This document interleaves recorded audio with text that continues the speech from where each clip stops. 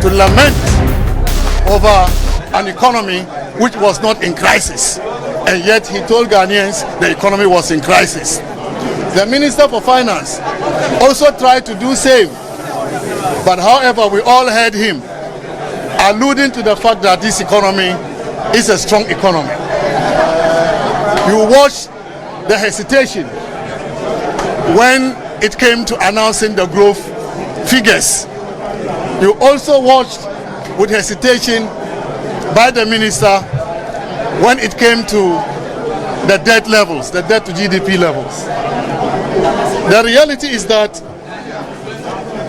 as of the end of last year, 2024, growth rate, real GDP growth, was 5.7%.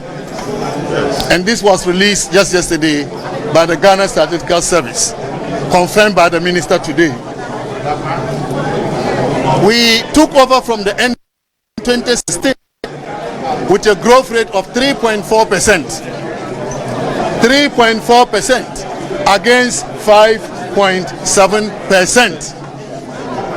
And if you come to the projection for 2025, that is really disturbing and disappointing. An economy that was broken, recording 5.7%, and a reset economy, as we are being told, is projected to grow at 4%.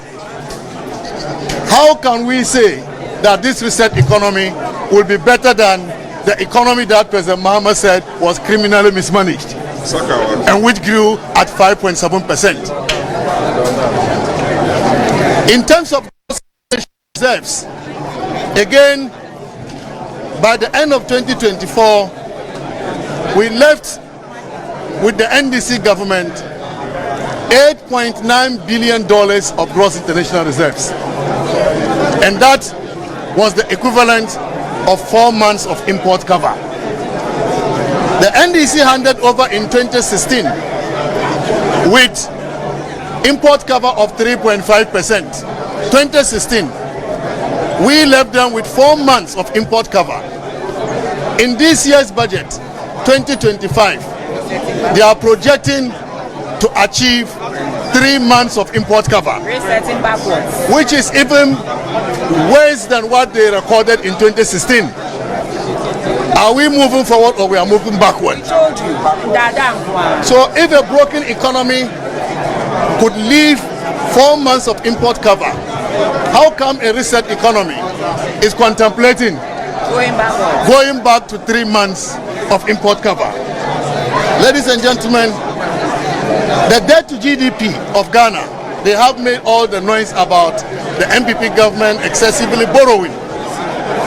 The debt to GDP at the end of 2024, 61.8%. Debt to GDP ratio, 61.8%. NDC, when they left office in 2016, it was 73%. It was not until when the GDP was rebased in 2018 that it came to 56%. But the real debt to GDP when they left government was 73%. We left government with 61.8%. It means that Ghana is no longer heavily indebted. We have brought Ghana to debt sustainability path, and we are just left with little percentage points to achieve the IMF target of 55%. If you have 61.8%, we are talking about 6 percentage points to achieve the IMF target of 55%, which Ghana is supposed to achieve by 2028. But ladies and gentlemen, as of 2024, we already have achieved 61.8%. This economy, they said, was a broken economy, ended with a debt to GDP ratio of 61.8%. We have left with the NDC just 6 percentage points to achieve the 55%. But looking at the way they've started borrowing, I am worried. I am worried if they will not jeopardize the achievement, the gains that we have handed over to them. Trade balances have been confirmed today to be in surpluses. Trade balance is in surplus. The current account balance is in surplus. This cannot be a broken economy. The fiscal data was what the minister tried to use to misinform Ghanaians about the economy we handed over to them. The minister was quoting a fiscal deficit on commitment basis of about 8.3% and primary balance of about 3.7% deficit. Ladies and gentlemen, these are cooked figures. These are cooked figures. They have manipulated the data, and we know how to do it. They created a new line called unreleased claims, amounting to 49 billion Ghana cedis. And that is what they have put in the fiscal data to manipulate it to the levels of deficit they are complaining about. But I can tell you, we left a surplus primary balance. When we interrogate the data, every Ghanaian will know that we left a primary balance of a surplus of 0.7% on commitment basis.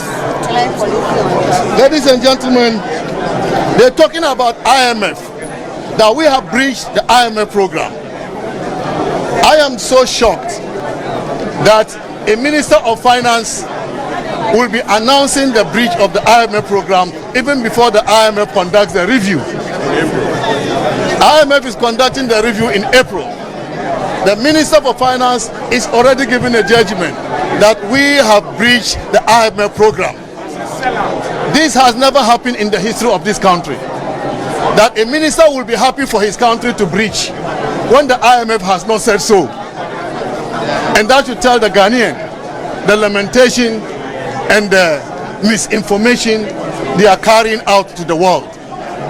When a country breaches the IMF program, it has serious implications for attracting investment into the country. This Minister for Finance is appealing to investors to come to Ghana, and the same minister is telling them that the economy is bad when the evidence doesn't support what he said. Is he attracting investment, or he is driving away investment? This is not the way to govern a country. Gentlemen, the minister also talked about the $10 billion big push. $10 billion big push. And in this budget, he only allocated $800 million. $800 million to the big push projects in this budget. When they want to spend $10 billion, assuming they even average $1 billion, they increase it to $1 billion average a year, they will not even be reaching $5 billion by the end of their term. So the jobs they are promising Ghanaians, they are Sakawa jobs. The jobs will not come. They are already failing in their promise as far as the big push is concerned. Ladies and gentlemen, they talked about the 24-hour economy. 24-hour economy is supposed to incentivize industry to grow the economy. We left government with industry performing 7%. But if you look at the average industry performance from this year 2025 to 2028, by the time they leave government, it is only 5%. Average industry growth 5% for the next 4 years, when the MPP recorded 7% in 2024. So the 24-hour economy is another Sakawa. The jobs they are promising will not happen. The budget did not address the cost of living issues. Cost of living issues haven't been addressed. Transport fares continue to increase. The budget did not address how they are going to ensure that petroleum product prices do not increase. And once petroleum product prices continue to increase, transport fares will increase. This budget did not address that. This budget talk about how they are going to reduce energy bills. They didn't talk about how to decrease water bills. All these bills will continue to increase, looking at the indicators that we are seeing. And we thought that having campaigned on cost of living crisis and came to power with the support of the Ghanaian people, the least the government would do was to present a budget that will address the cost of living crisis in terms of transport fares, in terms of prices, in terms of energy bills. But even when we come to taxes, the minister announced that they are abolishing VAT on motor insurance. Ladies and gentlemen, we were already not collecting VAT on motor insurance. VAT on motor insurance. Rather, the minister was trying to be smart. They have reintroduced VAT on non-life insurance, with the exception of the motor vehicle insurance.